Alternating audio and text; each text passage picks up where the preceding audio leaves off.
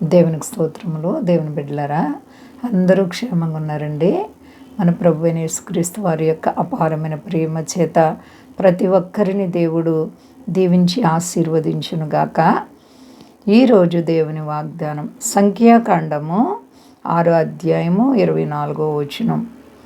యెహోవా నిన్ను ఆశీర్వదించి నిన్ను కాపాడునుగాక. ఆమేన్.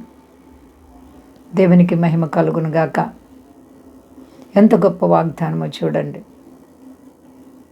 ఇశ్రాయేలు ప్రజలను దేవుడు ఐగుప్తు దేశాన్ని నుంచి తీసుకొచ్చినప్పుడు గద్దరెక్కల మీద నుండి ఎలా ఆయన తీసుకొచ్చారో ఇశ్రాయేలు ప్రజలు మర్చిపోయారు. ఆయన అంటారు, నేను గద్దరెక్కల వంటి రెక్కలు వేసుకొని మిమ్మల్ని క్షేమంగా తెచ్చాను, బానిసత్వంలో నుంచి విడిపించాను, భయంకరమైనటువంటి శ్రమలలో కాపాడానని. ఇక్కడ మరి యెహోవా నిన్ను ఆశీర్వదించి నిన్ను కాపాడునుగాక. చూడండి, పక్షి తన పిల్లల కొరకు ఎంత ప్రయాసపడి మరి ఆ చిన్నారి పిల్లలను కాపాడుకోవడానికి ప్రయాసలు పడుతూ ఉంటుంది. ఆ రెక్కలతో కప్పుకొని మరి ఆహారం తేవడానికి వెళ్ళినప్పుడు ఎంతో జాగ్రత్తగా పిల్లల్ని ఒక చాటు స్థలంలో దాచిపెట్టుకుని వెళ్ళి వాటికి ఆహారం సిద్ధపరుస్తుంది.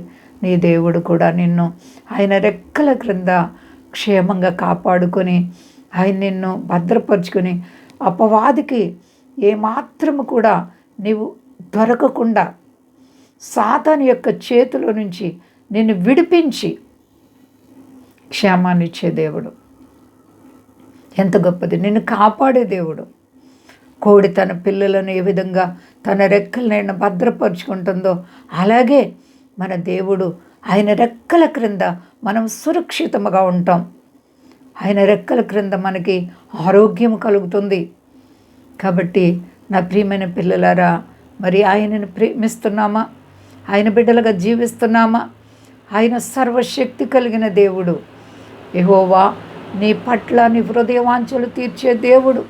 ప్రభువైన యేసుక్రీస్తు వారు నీ కొరకు ప్రాణం పెట్టి రక్తము కార్చి తిరిగి లేచిన దేవాతి దేవుడు. కాబట్టి నీవు ఆయనను ప్రేమించి నిన్ను ఆశీర్వదించే దేవుడు, నిన్ను గొప్ప చేసే దేవుడు, ఘనపరిచే దేవుడు, హెచ్చించే దేవుడు, మేలులు చేసే దేవుడు. నువ్వే కష్టంలో ఉన్నావు, ఏ ఇబ్బందులు ఉన్నావు, నువ్వు అధైర్యపడే పని లేదు. ఎందుకంటే నీ దేవుడు చూచుచున్న దేవుడు. నిన్ను ఆయన తన చేతితో పట్టుకుని నడిపించే దేవుడు. ప్రియ సహోదరి, ఏ విషయమును గురించి భయపడకు. అనేక సమస్యలు నిన్ను చాలా వేదన పరుస్తున్నాయేమో, ఇబ్బంది పెడుతున్నాయేమో. ఈ భూ సంబంధమైనటువంటి కష్టాలు ఎన్నదగినవి కాదు. కానీ మానవ మాతృలు ఎప్పుడు కూడా భూ సంబంధమైన వాటిని బట్టే బాధపడతా ఆలోచిస్తూ ఉంటారు. అది మంచిది కాదు. లోకస్తులకు దేవుని ప్రేమ తెలియకపోవచ్చు, కానీ దేవుని ప్రేమ ఎరిగిన నీవు నీ చింత యావత్తు ఆయన మీద వేసుకో. నీ కష్టకాలం నుండి నీ ప్రభు నిన్ను విడిపిస్తారు, నీ కన్నీళ్లు తుడుస్తారు, అంచులంచులుగా హెచ్చేస్తారు, ఆశీర్వదిస్తారు, అభివృద్ధి పొందిస్తారు. పెంట కుప్పల్లో నుంచి నిన్ను పైకెత్తే దేవుడు. భయపడే పని లేదు. అంతా క్షేమంగా ఉన్నారండి. ప్రార్థించుకుందాం.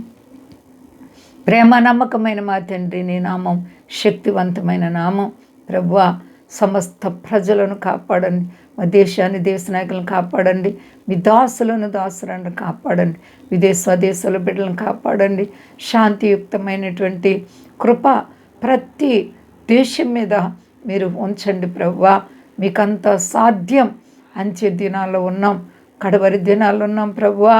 మీరు ఒక్కసారి నా తండ్రి మీ కృప చెప్పున మాకు సహాయం దయచేయండి. సర్వదేశాల మీద మీ భద్రత కనుదృష్టి ఉంచండి ప్రభువా. అలాగే రుణాలు, సమస్యలు, ఆర్థిక పరిస్థితులు ఉన్న వారికి విడుదల దయచేయండి. నిన్ను ప్రేమించే వారిని ప్రేమించే దేవుడు. నీకంతా సాధ్యం. పరిశుద్ధాత్ముడా, రోగులను స్వస్థపరచండి. రుణ బాధలు ఉన్న వారికి విడుదల. మీ నామం గొప్ప చేసుకుని ఘనత పొంది శక్తి కలిసేనామని అడుచున్నాను తండ్రి. ఆమేన్.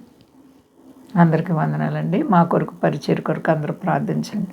ప్రభువారు మిమ్ములను, మీ బిడ్డలను, మీ కుటుంబాలను దీవించి ఆశీర్వదించునుగాక. ఆమేన్.